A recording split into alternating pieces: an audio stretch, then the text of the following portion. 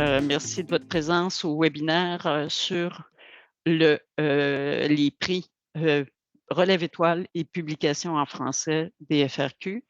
C'est un webinaire d'information qui, va parler bien sûr des objectifs des programmes et qui a comme, aussi comme objectif de vous, aiguiller dans la préparation des dossiers de candidature.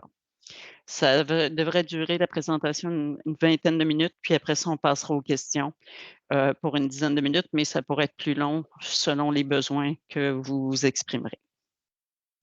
Premier élément à savoir, c'est je passe à la diapo suivante, c'est toujours la gestion des diapos. Excusez-moi, on va y arriver. Voilà. La première information importante que je veux que vous gardiez en tête, c'est qu'en cas de divergence entre, cette présentation et ce que je vais dire, c'est le contenu des règles du programme, des concours actuels qui sont publiés sur le site, les publications en français, qui vont avoir préséance, sur, bien sûr, ce que je vais dire. On en réfère toujours et continuellement aux règles des programmes. Donc, je vous situe qui nous sommes. Je suis Josée Aubin, je travaille à la direction des grands défis de société. Avec moi, il y a Lévi Runneton, qui est technicien, qui est, à l'administration, qui, m'aide dans la gestion, du programme avec Audrey, Lavoie, qui est technicienne à la gestion et coordination de programme. Audrey est cachée. C'est quoi la direction des grands défis? En fait, c'est une direction qui est directement rattachée au bureau du scientifique en chef du Québec, M. Rémy Quirion. On met en œuvre, des programmes et des initiatives en lien avec les grands défis et on a aussi le plaisir d'accompagner, en fait, de faire la gestion du programme Prix Relève Étoile et Prix Publication en français. Il y a beaucoup de monde dans sa salle d'attente. Ça apparaît sur mon écran, désolée, je ne sais pas si vous le voyez. Donc, premièrement, les prix et les objectifs. Je commence par le prix Relève Étoile. En fait, le FRQ veut reconnaître l'excellence des productions réalisées par la relève en recherche au Québec. Le prix donc, et les prix sont nommés en hommage à d'éminents chercheurs et chercheuses, dans le cas du prix Relève Étoile, d'éminents chercheurs québécois qui ont connu une carrière remarquable et qui ont contribué vraiment, très grandement à l'édification du système, de l'écosystème de recherche du Québec. Dans le secteur NT, c'est le prix Louis Berlinguet. Pour du côté santé, c'est le prix Jacques Genet et du côté société et culture, c'est le prix Paul Gérin-Lajoie. En ce qui concerne le prix publication en français, le FRQ veut reconnaître l'excellence des productions en français qui sont réalisées par la communauté de recherche du Québec, mais pas seulement par la communauté de recherche du Québec, c'est aussi ouvert à des gens des autres provinces et territoires canadiens. Les prix, de ce côté-là, sont nommés en hommage à d'éminentes chercheuses québécoises, toujours qui ont connu une carrière remarquable et qui ont contribué aussi très significativement, voire de façon hors du commun, à, bâtir l'écosystème de recherche au Québec. Donc, dans le cas du secteur NT, c'est le prix Gisèle Lamoureux. Pour le secteur santé, il s'agit du prix Alice Girard et pour le prix publication en français, il s'agit du prix Louise, Dandurand, du côté société culture, pardon. Quelle est la nature des prix? En fait, pour les 2, dans les 2 concours, il s'agit d'un montant qui est remis à 3 personnes lauréates, 1 par secteur de recherche à tous les mois.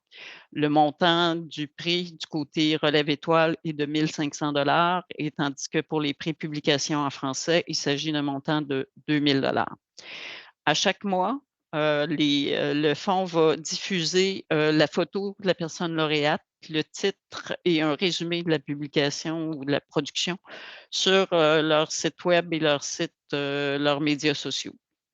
Donc on veut valoriser les, personnes lauréates de cette façon-là. Je rentre, sur les questions, d'admissibilité des personnes. Le prix Relève Étoile, bien sûr, est, vraiment dédié aux, membres de la relève, donc étudiants et étudiantes, au cycle supérieur, les personnes en stage postdoctoral et les membres d'un ordre professionnel qui sont en formation de recherche avancée. Donc, les prix publication en français est ouvert plus largement, donc en plus, des mêmes catégories que pour le prix Relève Étoile. Ça s'adresse aussi à des chercheurs et chercheuses qui, travaillent ou qui détiennent un poste régulier dans un établissement d'enseignement supérieur, que ce soit université ou collège, établissement de recherche bien sûr, ou un établissement du réseau de la santé et des services sociaux. C'est aussi ouvert aux chercheurs et chercheuses à l'emploi d'un ministère ou d'un organisme public, de même qu'aux chargés et chargés de cours du réseau universitaire. Donc, c'est plus largement ouvert. Les personnes doivent, heu, doivent avoir soumis une production dont, bien sûr, elles sont l'auteur ou l'autrice. Les co-candidatures, bien sûr, sont permises. Et cette production-là doit avoir été rendue publique depuis moins de 13 mois à la date limite du concours et elle doit aussi avoir été examinée par les pairs. En ce qui concerne l'admissibilité des productions, outre les éléments d'examen par les pairs et de rendre, d'avoir été rendu, diffusé, rendu public depuis moins de 13 mois, on accepte tout ce qui s'appelle articles, chapitres, de livres ou livres, faisant état des résultats d'une recherche ou d'une démarche de recherche-création, une œuvre ou une performance qui découle d'une démarche de recherche et des brevets. Par contre, ce qui n'est pas admissible, ce sont les présentations orales ou par affiche, les fameux posters. Ce qui n'est pas admissible non plus, ce sont des articles qui sont seulement soumis ou même encore acceptés pour publication, mais qui ne sont pas encore publiés. Ces articles-là pourront être admissibles au concours de l'année prochaine. La traduction aussi d'une publication déjà existante n'est pas admissible. Je vous signale certains éléments importants, pour, être jugée admissible, une candidature, doit avoir tous les documents requis qui sont inclus dans la demande. Je souligne un point important pour le prix Relève Étoile parce que c'est quelque chose qui, par le passé, a nui à beaucoup de candidatures, ben beaucoup, à certaines candidatures. Il est nécessaire et obligatoire d'utiliser ce qu'on appelle le gabarit de pertinence de la production et il est aussi nécessaire de respecter les normes de présentation qui sont indiquées dans le gabarit, pour que ce soit considéré comme admissible comme pièce, transmise. Le gabarit se retrouve, dans la boîte à outils sur la page du programme. Je vais y revenir de toute façon, je vais en reparler du fameux gabarit.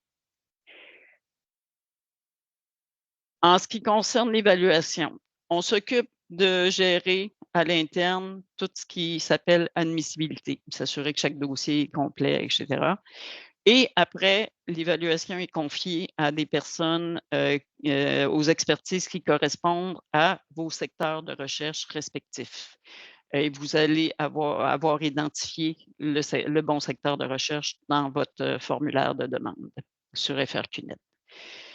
Gardez en tête, et c'est très important, que on a des membres, de comités qui sont au profil très diversifié et nous vous recommandons fortement de présenter votre dossier de candidature de manière telle à en faciliter la compréhension par un comité interdisciplinaire.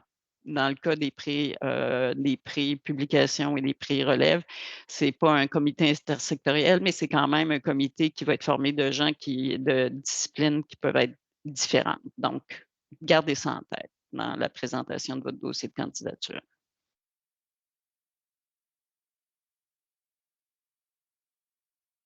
Qu'en est-il des critères d'évaluation?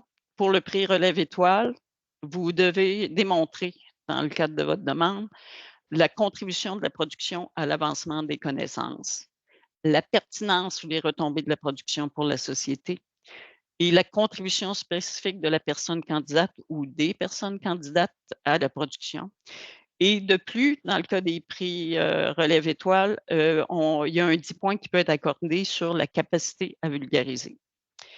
Dans le cas des prix publication en français, ce qu'on demande, c'est, que ce soit évalué en fait, ce qui est exigé par les règles du programme, c'est que l'évaluation va se baser sur la capacité de la personne candidate à démontrer la qualité de sa production à la lumière du rayonnement de la publication, de la contribution de la production à l'avancement des connaissances et de la pertinence ou des retombées de la production pour la société. Donc, ça se rejoint à certains niveaux, bien sûr. Je reviens plus spécifiquement pour tout ce qui s'appelle, prix relève étoile. Les documents, puis la prochaine partie, c'est vraiment pour vous aider à bien préparer votre, candidature. La chose importante à transmettre, les documents qui sont essentiels, c'est le gabarit de pertinence de la production. Le résumé de vulgariser de la production, ça va être intégré, entre autres au formulaire, mais si vous voulez présenter un résumé version anglaise, vous pourrez, le joindre à votre demande. Un exemplaire de la production soumise, bien sûr, mais dans le cas d'une œuvre ou d'une performance où il n'y a pas de production comme telle, mais plutôt on vous demande de nous transmettre un lien vers la production parce que c'est pas nécessairement facile de transmettre, par exemple, un documentaire comme c'est arrivé par le passé. Mais on veut avoir un lien vers cette production-là. Vous devez avoir un document qui atteste que la production a été soumise à une, évaluation par les pairs.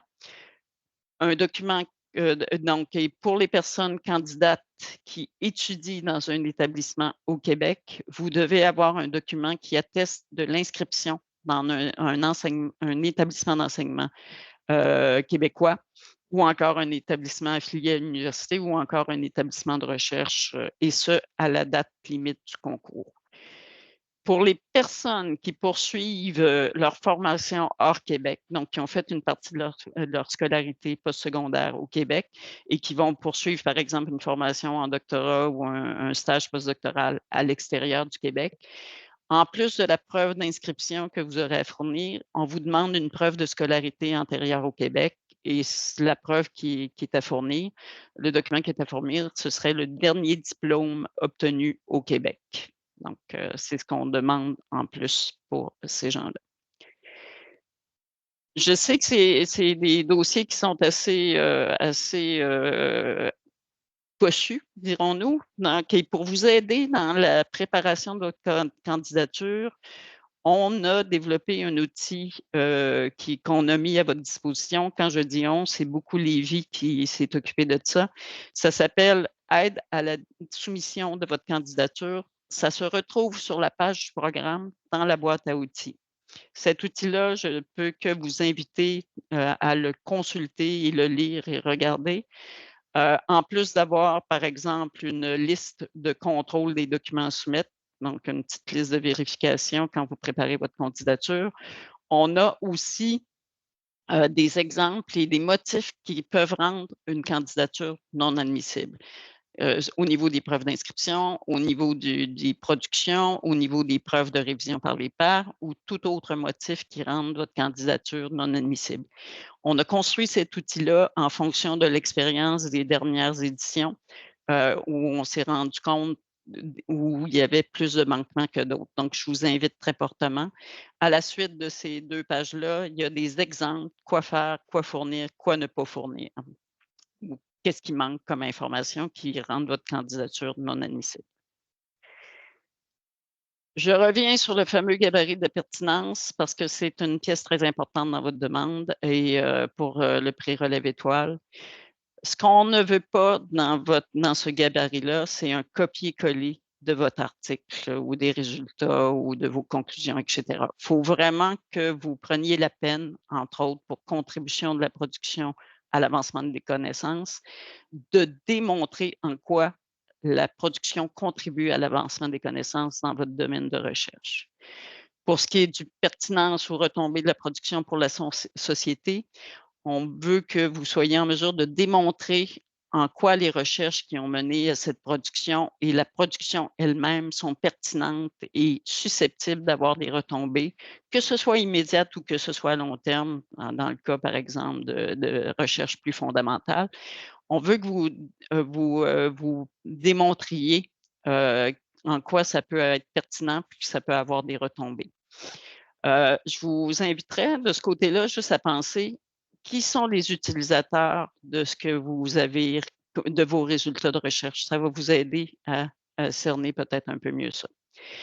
Contribution spécifique de la personne candidate, ben ça va de soi, vous devez indiquer votre rôle ou bien sûr les rôles respectifs en cas de co-candidature dans la réalisation, de la production et un peu le contexte, dans lequel ça a été effectué. Du côté du prix publication en français, les exigences documentaires, comme il y a pas de preuve d'inscription à fournir, ce qu'on demande, c'est toujours le résumé vulgarisé de la production, mais ça, c'est intégré dans le formulaire FRQ-Net. Un exemplaire de la production soumise dans le cas d'une œuvre ou d'une performance, le lien vers cette production-là est aussi accepté et bien sûr accepté. Un document attestant que la production a été rendue publique depuis moins de 13 mois à la date de publication et qu'elle a aussi été examinée par les pairs, donc un autre document pour ça. Et finalement, dans le cas des personnes candidates à ce prix, ce qu'on demande, c'est un CV abrégé de la personne candidate. Le CV abrégé se retrouve dans la boîte, les formes, les modèles se retrouvent dans la boîte à outils à la page du programme aussi. Les points importants à se souvenir, évidemment, c'est la fameuse date limite du concours. Pour le prix Relève Étoile, c'est le 12 septembre, prochain. Pour le prix Publication en français, c'est une semaine plus tard, le 19 septembre prochain. Notez l'heure, 16h00. C'est pas 16h01, c'est vraiment 16h00. N'attendez pas, n'attendez pas à la dernière minute pour transmettre votre candidature. Le moindrement qu'il y a un petit pépin, le moindrement que l'affluence est très grande sur le portail FRQ-Net, vous allez avoir de la difficulté à transmettre à temps. Et tout ce qui dépasse 16h00 ne sera pas considéré. Donc, je ne peux qu'insister sur le fait de préparer à l'avance et transmettre à l'avance votre dossier de candidature. Autre point important, l'annonce, des lauréats, ça se fait mensuellement par voie de communiqué. Seules les personnes lauréates seront contactées. Je ne peux pas vous dire à quel moment, étant donné qu'on ne sait pas encore quand est-ce que vont avoir lieu, les comités d'évaluation, mais seules les personnes lauréates vont être contactées pour leur dire qu'ils sont récipiendaires, d'un des prix. Et donc, puis par la suite, ça va être, divulgué au fur et à mesure par voie de communiqué au niveau mensuel, 3 lauréats par prix par secteur de recherche à chaque mois. Donc, heu, écoutez, s'il n'y a pas d'autres questions, moi, ce que je vous invite à faire, c'est tout au long de la préparation de votre dossier de candidature, s'il y a quelque chose qui est pas clair, s'il y a quelque chose qui est pas, que vous avez besoin de confirmer, n'hésitez pas à nous contacter puis à nous le demander à l'avance. Vaut mieux voir avec nous plutôt que de vous voir refuser, une candidature, voir votre candidature non admissible parce que vous n'aurez pas pris la peine de vérifier avec nous. Bon, ben, écoutez, je vous remercie beaucoup. N'hésitez pas, je réitère l'invitation à nous contacter, pour toute question, pour vous aider dans la soumission de votre candidature. Et puis, j'espère que vous serez nombreux à appliquer et puis je vous souhaite un une très bonne préparation de dossier et du succès dans